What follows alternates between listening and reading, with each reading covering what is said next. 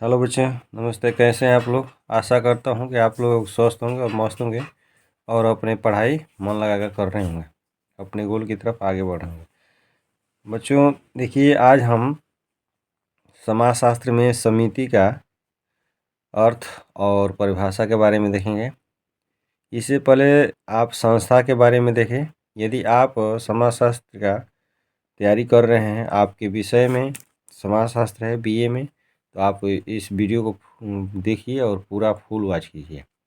अगर आप का सब्जेक्ट समाजशास्त्र है, बीए में पढ़ रहे हैं, अगर समाजशास्त्र है, फर्स्ट सेमेस्टर में है, तो ये फर्स्ट सेमेस्टर का टॉपिक का है। हम बीए के सभी सेमेस्टर के वीडियो आपको प्रोवाइड कराते हैं। आप जिस सेमेस्टर में हैं उस सेमेस्टर का वीडियो देख सकते हैं, और आप प्ले लिस्ट में जाकर सभी वीडियो बना है, जाकर आप उसमें देख सकते हैं। यदि आप चैनल पर नए हैं तो चैनल को सब्सक्राइब कीजिए और शेयर कीजिए, और साथ में कमेंट भी कीजिए। थोड़ा कमेंट करेंगे तो ये ऐसा लगेगा कि हाँ, ये आपके लिए वीडियो हेल्पफुल है। ठीक है, तो कमेंट भी करना मत भूलिए और वीडियो को फुल वॉच कीजिए। चलिए हम लोग वीडियो को स्टार्ट करते हैं। समिति का अर्थ। समिति क्या होता है?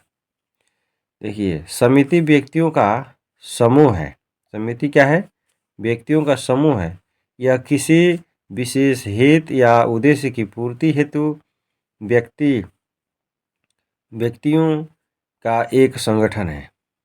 जब उद्देश्य की पूर्ति हो जाती है तो समिति भंग भी हो सकती है, जैसे परिवार, विद्यालय, व्यापार, ठीक है, संघ, चर्च, राजनीतिक दल, राज्य आदि समितियां के उदाहरण हैं। तो समिति वह है जो कि मनुष्य के बहुत से आवश्यकताएं हैं, उद्देश्य है, तो उद्देश्य को पूर्ति करने हेतु वह व्यक्ति जो होता है संगठन बनाता है। क्या करता है? संगठन।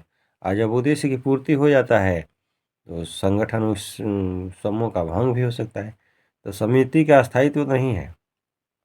आवश्यकता की पूर्ति हो जाएगी तो वह समिति का भंग हो जाएगा। जैसे कि मान लीजिए कोई हम उत्सव मना रहे हैं ये समाज में, जैसे मान लो कि सरस्वती पूजन है, दुर्गा पूजन है इत्यादि, तो बच्चे उसमें एकजुट हो जाते हैं। यानी कि उस उद्देश्य का, सबका उद्देश्य एक ही होता है कि पूजा हम लोग को करना है, दुर्गा पूजा करना है, बहुत बढ़िया तरीक़ा से करना है। तो सभी बच्चे उसमें इकट्ठा हो जाते हैं और व्यक्ति संगठन बनाकर उस उद्देश्य को पूर्ति करने के लिए वो समूह बनाता है। और जब दुर्गा पूजा हो जाता है, बड़ी धूमधाम से पूजा करते हैं, कोई उसमें अध्यक्ष होता है, कोषाध्यक्ष होता है, सभी व्यक्तियों का संगठन, आज सबको कार्य सौंप दिया जाता है और सभी अपना दायित्व समझकर वो कार्य को करते हैं। और जब पूजन हो जाता है, दुर्गा पूजा हो जाता है, तो समिति के जितने भी सदस्य हैं सब इधर उधर चले जाते हैं, समिति अर्थात भंग हो जाती है। ठीक है, तो फिर जब पूजन करना होगा तो फिर समिति का गठन करेंगे।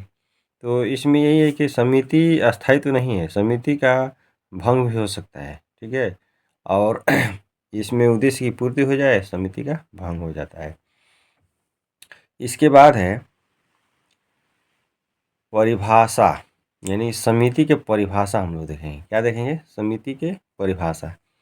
तो समिति की परिभाषा, डिफिनेशन ऑफ एसोसिएशन, इसको संघ भी कहते हैं। क्या कहते हैं? समिति को संघ भी कहते हैं। तो समिति वह होती है जो मनुष्य अपने उद्देश्य की पूर्ति के लिए जानबूझकर व्यक्तियों का संगठन बनाता है, समिति कहलाता है।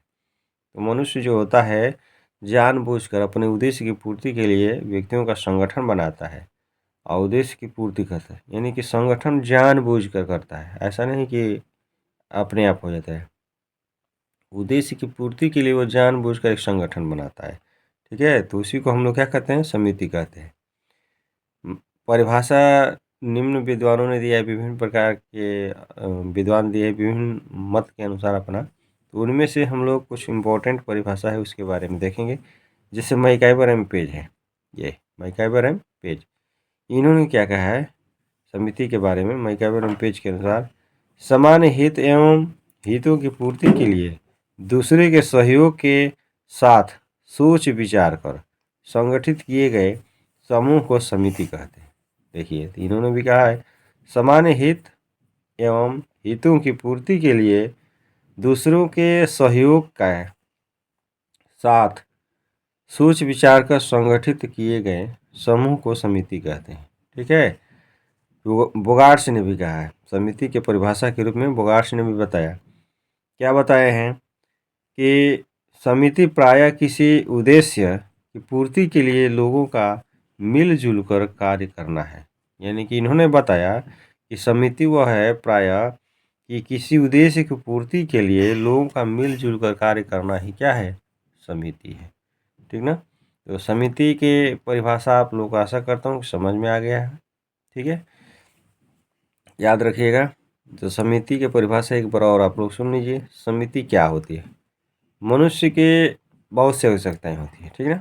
तो मनुष्य के अपनी आवश्यकता की पूर्ति के लिए, उद्देश्य की पूर्ति के लिए, अपने लक्ष्य को प्राप्त करने के लिए व्यक्तियों का जानबूझकर एक संगठन बनाता है। क्या करता है? जानबूझकर एक संगठन बनाता है।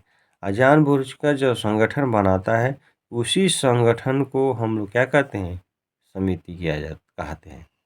तो व्यक्तियों का मनुष्यों के उद्देश्यों की पूर्ति हेतु जानबूझकर किया गया संगठन को ही हम लोग क्या कहते हैं, समिति कहते हैं। तो वीडियो कैसा लगा? वीडियो अच्छा लगे तो चैनल को लाइक कीजिए और चैनल को सब्सक्राइब कीजिए और दोस्तों को भी शेयर करना मत भूलिएगा। ठीक है, हम परीक्षा के दृष्टि से बताए हैं आप लोगों को और ये बहुत इम्पोर्टेंट है, परीक्षा में निश्चित रूप से ये आएगा। और वीडियो को शेयर भी कीजिए। फिर मिलेंगे हम लोग नेक्स्ट वीडियो में। Okay bye. वीडियो को फुल वॉच कीजिए आप लोग।